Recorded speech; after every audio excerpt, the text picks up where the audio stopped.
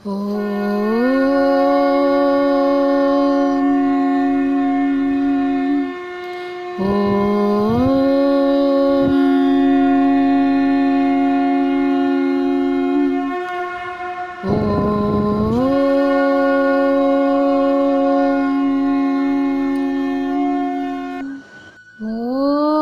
श्री परमात्मने नमः। प्रणाम। गुरुगीता चैनल को आपण मानक स्वागत। पूर्व श्लोक रे आमको भगवान शिखाइले देवतागण मुनि ऋषिगण पूर्वपुरुष प्राणी जगत समस्ते परोपकार काम लगी निज निज सक्षमता अनुसार। हे मनुष्य, तुमे मध्य निजर कर्तव्य कर्म ठीक भावे कर। तुमे जदि सबु सुविधार खाली फायदा उठाउथिब एवं संसार पाई किछि करिबनी ताहेले तुमे चोर बोलाइब। मनुष्य एक शक्तिशाली प्राणी। से देवा पाई संपूर्ण सक्षम थिले मध्य निजको अक्षम बोली मानि नेछि। मु बिचरा बोली कही कही शक्ति सबु क्षय होई गलानी, लीकेज हो जाइछि। तेणु मनुष्यर दुख सुख अशांति रोग अभाव आदि बढ़ी जाइछि। एबे मनुष्य निजको अज्ञानी भाबुची, देवतांकु कंप्लेन करिबा शिखि जाइछि। मोर भूल किछि नाही, तथापि मते एते कष्ट कौन पाई मिलुछि बोली प्रश्न पचारि चलिछि। आजिर श्लोक रे भगवान कौन कहउछंती आसंतु सुनिबा। अध्याय 3 श्लोक 13। यज्ञ शिष्टासि न सन्तो मुच्यन्ते सर्वकिल्बिषै भुञ्जते त्वघं पापाजे पचन्त्यात्मकारणात्। अर्थात यज्ञावशेष जोग अनुभव करुथिबा श्रेष्ठ मनुष्य समस्त पापरु मुक्त होई जाती, किंतु जेउमाने केवल निज पाई पाक करती अर्थात निज पाई सबु कर्म करती, सेही पापी लोके केवल पाप भक्षण करती। आसंतु यार व्याख्या सुनिबा। यज्ञ शिष्टासि न सन्तो मुच्यन्ते सर्वकिल्बिषै। अर्थ यज्ञ अवशेषरे श्रेष्ठ मनुष्य समस्त पापरु मुक्ति पाई जाती। मनुष्य जन्म जन्मांतर धरी पापर बोझ बोही चलीछि।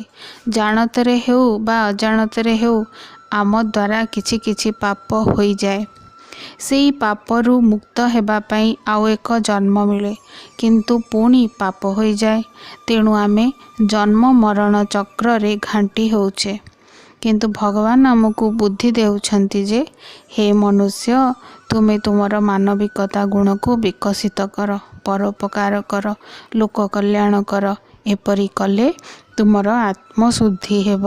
निष्काम भाव रे विधिपूर्वक कर्तव्य पालन कले तुमको जोग प्राप्त हेब। जोग प्राप्तिर अर्थ है आत्मस्वरूप कौन, परमात्म स्वरूप कौन, एही संसार कौन, एही ज्ञानटी मिल जावा। अज्ञानर अंधकार ज्ञानर आलोक आड़क आमर गति बदली जीव। एही ज्ञानर आलोक आमको परमात्म स्वरूप सहित एकाकार हेबार बुद्धि प्रदान करिवो। एहाकु भगवान यज्ञावशेष भाव रे वर्णना करिसेंती। मुच्यन्ते सर्वकिल्बिषै।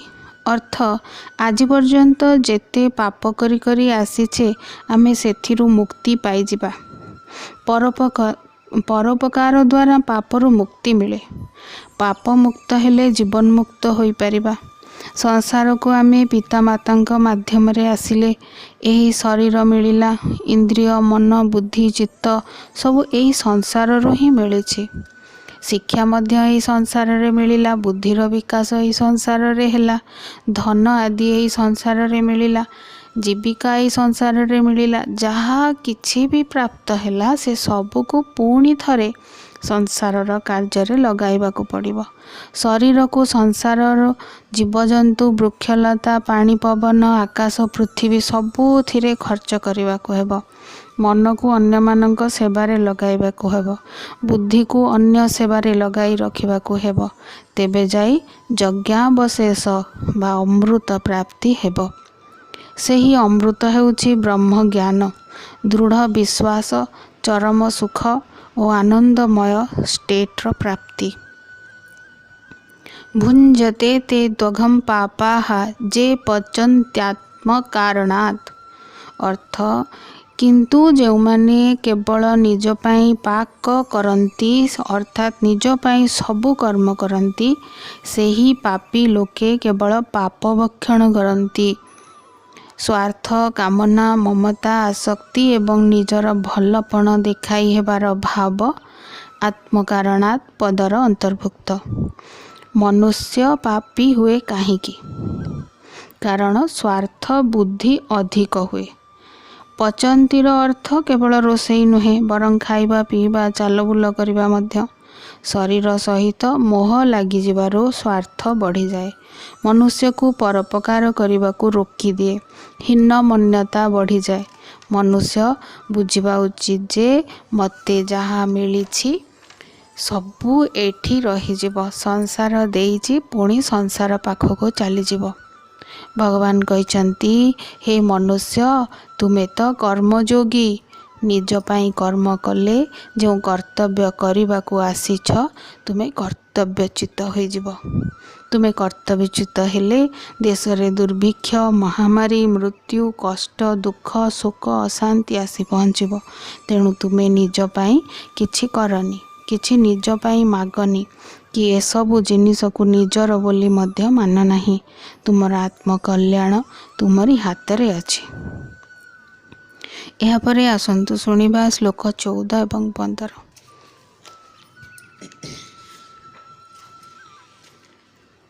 अर्णाद् भवन्ति भूतानि पर्जन्यात् अर्णसम्भव। यज्ञात् भवति पर्जन्यो यज्ञः कर्मसमुद्भव। कर्म ब्रह्मोद्भवं विद्धि ब्रह्मात् क्षरात् समुद्भवम्। तस्मात् सर्वगतं ब्रह्म नित्यं यज्ञे प्रतिष्ठितम्। अर्थात समस्त प्राणी अर्णरु उत्पन्न हुअन्ति। अर्ण वर्षारु उत्पन्न हुए, वर्षा यज्ञरु हुए एवं यज्ञ कर्मरु निष्पन्न हुए। कर्म वेदरु उत्पन्न होइछि एवं वेद अक्षर ब्रह्मरु प्रकट होइछन्ति बोली तुमे जानी रख। तेणु सर्वव्यापी परमात्मा यज्ञरे बा कर्तव्य कर्मरे नित्य स्थित। आसन्तु एहार व्याख्या शुणिबा। अन्नात् भवन्ति भूतानि पर्जन्यात् अन्न संभव। अर्थ, जीवन धारण करने जहा खाइबाकू पड़े ताहाकू अन्न कुहाଯାଏ। ଯେଉଁ प्राणीर जहा खाद्य तथा जहा ग्रहण कले शरीर सुस्थ रहे ताहाकू अन्न कुहाଯାଇଛି। ଯେଉଁମାନେ ମାଟି ଖାଆନ୍ତି, ଯେପରି କେଞ୍ଚୁଆ ଆଦି, ମାଟି ହେଉଛି ତାଙ୍କ ପାଇଁ ଅନ୍ନ। ବୃକ୍ଷର ଅନ୍ନ ହେଉଛି ଜଳ। ପ୍ରତ୍ୟେକ ପ୍ରାଣୀ ଜଗତ ଯାହା ଏହି ସଂସାରରେ ଯେକୌଣସି ପ୍ରାଣୀ ଅଛନ୍ତି ସେମାନେ ଅନ୍ନ ଗ୍ରହଣ କରନ୍ତି। पर्जन्यात् अर्थ वर्षा जलरू अन्न संभव हुए। पर्जन्यात् अन्न संभव, वर्षा जलरू अन्न संभव हुए। वर्षा ही हेउची जलर आधार। जल ही जीवन प्रत्येक प्राणी पाई, एपरिकी माटीर उत्पत्ति मध्य जलरू। यज्ञात् भवति पर्जन्यो यज्ञः कर्म समुद्भव। अर्थात वर्षा आसे यज्ञरू, यज्ञ आसे कर्तव्य कर्मरू। निष्काम भावपूर्वक आचरित समस्त अलौकिक और शास्त्रीय विहित कर्मर नाम हैला यज्ञ। नारी मानकर रोषेई करिबा यज्ञ, विद्यार्थी अध्ययन हैला यज्ञ, डाक्तरंकर चिकित्सा करिबा यज्ञ, चाकरियांकर चाकरी करिबा यज्ञ और व्यवसायींकर व्यवसाय मध्य करिबा होछि यज्ञ। यज्ञ जेमिति होइथाउ ताहा क्रिया बा कर्मर अंतर्भुक्त। ए संसार रे ए जन्म रे जो देश काल मर्यादा वर्ण जाति आश्रम कूल मिली ता उपरे अभिमान न करी आसक्त न होई विषमता न करी पक्षपात न करी ममता शून्य होई कर्म कले पाप रूपक विष नष्ट हुए आत्मा शुद्ध हुए। तेणु कर्तव्य कर्म ही मुख्य बोली भगवान जणाइले। ठीक भावे कर्म कले यह यज्ञ हुए और यज्ञ ठीक भाव कले वर्षा हुए। कर्म ब्रह्मोद्भवम विद्धि ब्रह्माक्षर समुद्भवम। अर्थ कर्म वेदरू उत्पन्न होइछि एवं वेद अक्षर ब्रह्मरू प्रकट होइछन्ति। वेदरे कर्म करिवार विधि विधान सबु लेखा जाइछि। मुनि ऋषि माने कठिन तपस्या साधना करिवा परे तांकर जो एक्सपीरियंस सबु लेखिगले साधारण लोकंक पई ताकू फॉलो करिवा को कहिगले। सही एक्सपीरियंस को वेद कहिबा बुझिबा उचित। आउ एई वेद अक्षर ब्रह्मरू प्रकट होइछन्ति। ताले एई अक्षर ब्रह्म अर्थ परमात्मा। निजे परमात्मा मुनि ऋषिगणक माध्यम रे तांकु प्रेरणा दे परमात्मांकर शब्द सबु वेदरे लेखा कराइले। तेणु सबूर मूल रे रहिले परमात्मा। परमात्मा वेद प्रकट कराइले। वेद कर्तव्य कर्म पालनर विधि सिखाइले। मनुष्य विधिपूर्वक तार कर्तव्य पालन करती। कर्तव्य पालन कले यज्ञ हुए एवं यज्ञरु वर्षा हुए। वर्षारु अन्न हुए।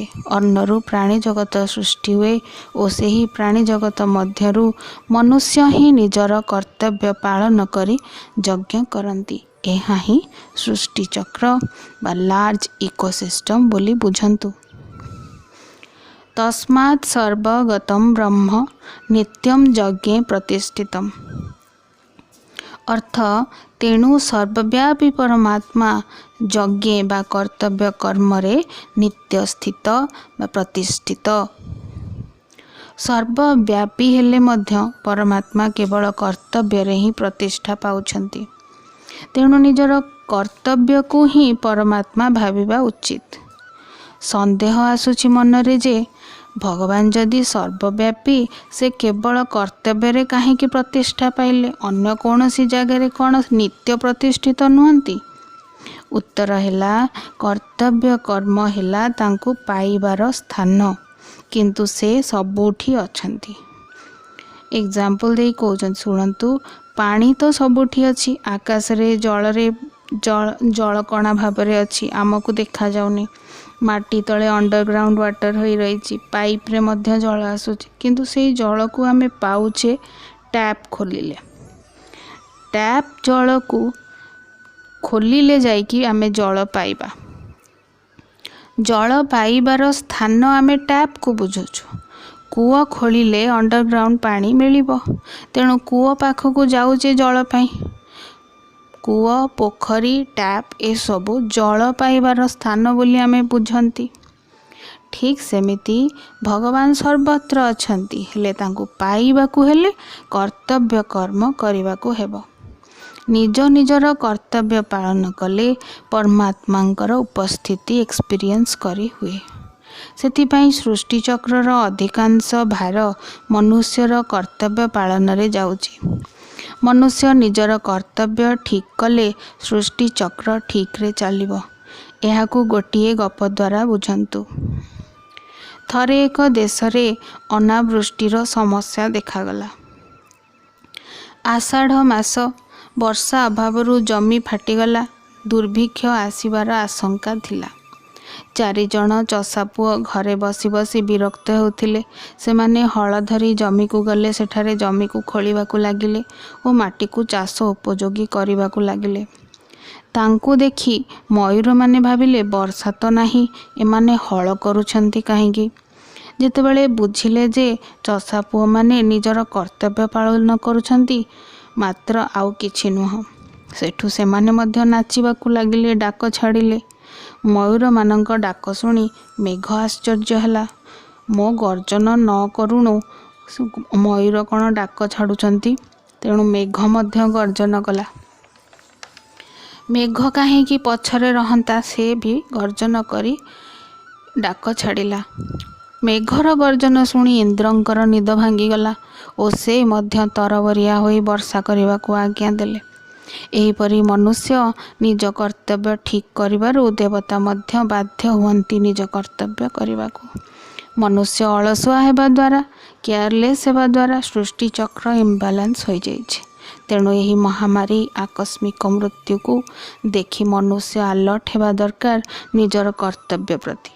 ଏହିପରି ଅନେକ ଯୁକ୍ତି ଦେଇ ଭଗବାନ ଶ୍ରୀକୃଷ୍ଣ ଅର୍ଜୁନଙ୍କୁ ନିଜର କର୍ତ୍ତବ୍ୟ ପାଳନ କରିବାକୁ ବୁଝାଇଲେ। ଆଜି ପାଇଁ ଏତିକି। ଓମ୍ ତତ୍ସତ୍।